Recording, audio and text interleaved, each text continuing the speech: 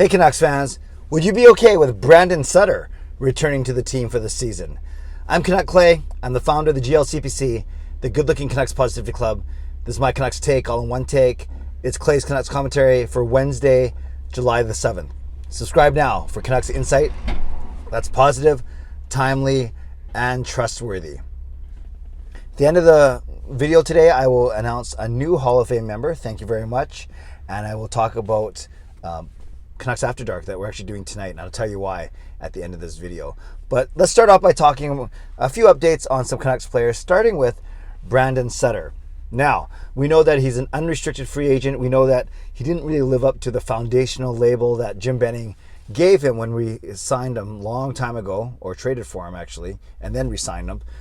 But Donnie and Dolly on their show, which is usually a really good source for information, especially with Rick Dollywall. Everyone knows that he's probably the most connected man on the Vancouver Canucks beat.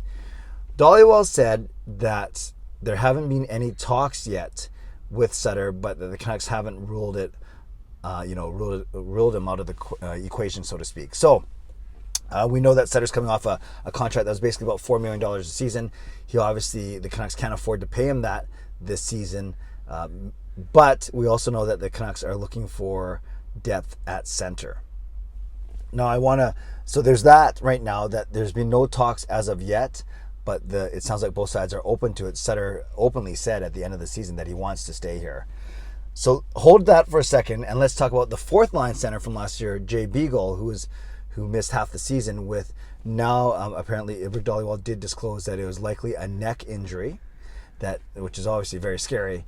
That's why there was some talk that Jay Beagle would be on long-term injury reserve, LTIR, to start the season. But Dollywall did report earlier this week that it sounds like Jay Beagle is going to be ready to go for this upcoming season. So what's really interesting then is if they do entertain bringing Sutter back, which again, we're not sure, and if Jay Beagle, who is under contract for one more year, remember he's part of that group with him, Roussel, Eriksson, Holtby, all those contracts coming off the books after the end of next season. Are you okay with Sutter coming back as your 3C and Jay Beagle coming back as your 4C? Now, obviously, those two guys bring a lot of great leadership and those type of intangibles. Good in the room, good on the ice, respected throughout the league. Generally, both of them good at face-offs. I think Beagle's a little better, but both of them good at face-offs. Two important penalty killers. All those things. So good on the defensive end. So that's kind of what you're looking at with Brandon Sutter and Jay Beagle. I've often said that they're kind of redundant. They're not the identical exact same player, but I feel like because I was able to explain both of them in the same way, good at defense, good penalty killers, good leaders, decent in the face-off circle. To me, that's similar enough though, where I've said that they're redundant players, not identical players, but they are redundant players. Or maybe a more accurate way of saying it would be they play redundant roles, especially if you think that Sutter is more of a fourth line center. Jay Beagle is a fourth line center, so that's why you can kind of make that comparison. There's still Tyler Gravac, who's a UFA. There's still Travis Boyd, who's a UFA. Did any of those guys move the needle enough where you want to bring in one of them back as a third line center? I'm open to Boyd. I thought he showed well at the end of the season.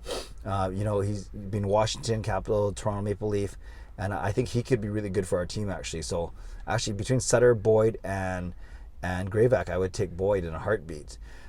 Or is this a thing where you play JT Miller as a third line center? I don't like that idea. I know some people really like that idea given the Canucks' lack of depth down the middle, but I still think Miller is better on the wing with Besser and Pettersson. I've talked about that before. So really, you're looking at Sutter maybe coming back, Jay Beagle ready to play. So there's your down the middle again. There's your centers between Pettersson, Horvat, Sutter, and Beagle. Now it sounds like Beagle is obviously a little more concrete because he's under contract versus Sutter, who's a UFA. Who knows which way that's going to go. So that's something to keep an eye on. But really, I guess my first question to you Canucks fans is, would you be okay with Sutter and Beagle coming back and playing next season? I don't think I would be. I think you have a chance to go have a more dynamic player as your third line center, but I would love to know your thoughts in the comments section. A couple other things. This Nate Schmidt story, these trade rumors certainly won't go away now. We haven't heard from Schmidt. We haven't heard from his agent. We haven't heard from the Canucks. Obviously, it's not like they're going to come out and say, hey, we're trying to trade Nate Schmidt. But where there's smoke, there's fire, and there's enough people reporting on it where it might not happen, but at least it sounds like it's going to be explored by the Canucks and by Nate Schmidt, or at least Nate Schmidt's people. Yeah, I've kind of talked about this before. When we first got him, you're thinking, wow, Nate Schmidt, top 4 defenseman for a third-round draft pick, that sounds awesome. But then as his tough season went on, then you're looking more like, ooh, that's tough. That's a $5.9 or $6 million contract for the next 4 seasons still. So it depends which way you look at it. Depend, I guess, on your perspective, and how well Schmidt is playing will kind of cloud or clear up that perspective.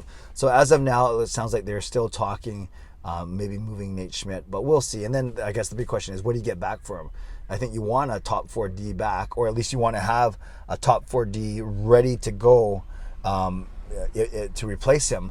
So it's obviously much easier said than done. So that's kind of an interesting thing to think about, look at going forward. And then you look at the other defensemen. You know that Hughes is going to play. You know that Rathbone's going to play. You know that Myers is going to play. But those are the only guys you really have locked up.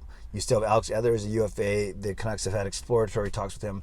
You still have Travis Hamonic, who's a UFA. Not sure if the Canucks have moved on him. And then, that's if Edler and Hamonic come back and Schmidt isn't moved, then you basically have the same D as last year, except you have Rathbone and for Ben, which I like. If you can't come to terms with Edler, Hamonic, and you're looking at moving Nate Schmidt, wow, that's a lot of changes. And then Rathbone and for Ben, that's 2/3. With Hughes and Myers would be your only regular guys from last season. That is way too much turnover in one season. So that'll be one interesting thing to look at as well. By the way, we know on Friday, Abbotsford is going to announce their team name and their logo and their colors, rumored to be the Abbotsford Canucks. I'll talk about that more probably on Friday. But spoiler alert, I'm fine with it, and I think it makes a lot of sense. Okay, a couple of things. Tonight, Canucks After Dark. We had to postpone from Monday night. We tried Monday night, but we were having some technical difficulties. We moved to a different platform. We've tested it out, so we're excited to see how that goes tonight. So make sure you join Parker and me at 10 o'clock on YouTube for Canucks After Dark. And then I want to give a shout out to my Hall of Fame members. Jens95, Sim Alexander, Justin Credible, Nux fan number 29, Lucas Gates, Chris Seifert, Adam Broomfield, Shea Family Channel, Jamie Sports Soccer More, Shannon Hollingworth, and my new Hall of Fame member, Andrew Chang. Andrew, thanks for your support as always. Thanks to the support of all Hall of Fame members. Thanks to the support of all members of all levels. You are listed in my video descriptions. If you want to become a member of the CCC Crew, press the join button underneath this or in my videos on the memberships tab on my YouTube channel. Okay, friends, leave a comment below. Talk to me about Sutter, Beagle, Schmidt, whatever you want to talk about. This is kind of more of a catch-up with some Canucks players in the news. We'll see if Tampa Bay can finish off the Montreal Canadiens tonight, and then 24 hours later, the first buyout window triggers. So we'll see what happens, what the Canucks do there.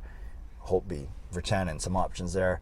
And again, leave a comment to this video on Sutter and Beagle, that combination, Nate Schmidt rumors, whatever you want. Subscribe if you'd like to. Like this video if you'd like to. Become a member of this channel if you'd like to. We'll see you at 10 p.m. tonight for Canucks After Dark. Stay safe, stay healthy, God bless, and go Canucks go.